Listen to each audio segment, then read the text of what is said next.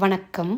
முருகப்பெருமானின் அருளால் இன்றினம் காணவிருப்பது திருப்புகழின் 13வது பாடல். ஆசை என்னும் மாய வலையில் சிக்கி அடியேன் உழலாமல் இருக்க வேண்டுமென்றும் நம் பரம்பொருளான முருகப்பெருமானின் திருவடியை சரணடைய வேண்டுமென்றும் இந்த பாடலை பாடியுள்ளார் நம் அருணகிரியார். சந்ததம் வந்த தொடராலே சஞ்சலன் துஞ்சித் திரியாதே.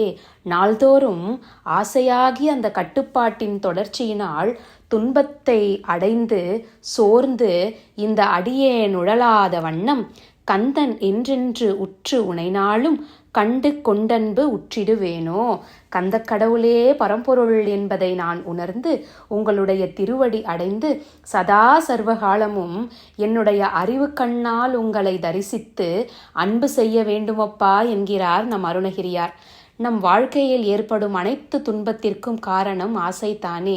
இந்த ஆசையை நாம் துறக்க வேண்டும் என்றால் நம் பரம்பொருளான முருகப்பெருமானின் திருவடியை சரணடைவதை தவிர வேறு வழி நமக்கு என்ன இருக்க போகிறதல்லவா? தந்தியன் கொம்பை புணர்வோனே சங்கரன் பங்கீர் சிவைபாலா. அமுதவள்ளி என்ற குழந்தையை தேவலோகத்தின் மலர் பொய்கையில் இருந்து எடுத்து தேவேந்திரனும் இந்திராணியும் வளர்த்து வந்தனர். தேவலோகத்தில் உள்ள ஐராவதம் என்ற யானை அந்த குழந்தையை சீராட்டி வளர்த்ததினால் அந்த குழந்தைக்கு தேவயானி என்ற பெயர் ஏற்பட்டது. அதைதான் இங்கு குறிப்பிட்டுள்ளார் அருணகிரியார். ஐராவதம் என்ற யானையினால் வளர்க்க பெற்ற பூங்கொம்பு போன்ற தேவயானி அம்மையை தழுவுகின்றவரே எங்கள் முருகப்பெருமானே. சிவபெருமானுடைய பக்கத்தில் வீற்றிருக்கின்ற எங்களுடைய அம்மையான உமாதேவியருடைய திருக்குமரனே. செந்திலங்கண்டி கதிர்வேலா தென்பரங்குன்று பெருமாளே. திருச்செந்தூரிலும் அழகிய கண்டி என்ற திருத்தலத்திலும் எழுந்தருளியுள்ள ஒளிபெற்ற வேலாயுதரே என்கிறார். இலங்கையில் உள்ள கண்டி நகரைத்தான் இந்த கண்டி என்ற வார்த்தை குறிக்கிறது. திருச்செந்தூருக்கும் கண்டிக்கும் என்ன தொடர்பு என்று கேட்டால், இலங்கையில் உள்ள கண்டி நகருடைய மன்னனின் கனவில் நம் திருச்செந்தூர் முருகன் தோன்றி சந்தன மரம் ஒன்றை வெட்டி கடலில் மிதக்கவிட சொல்கிறார்.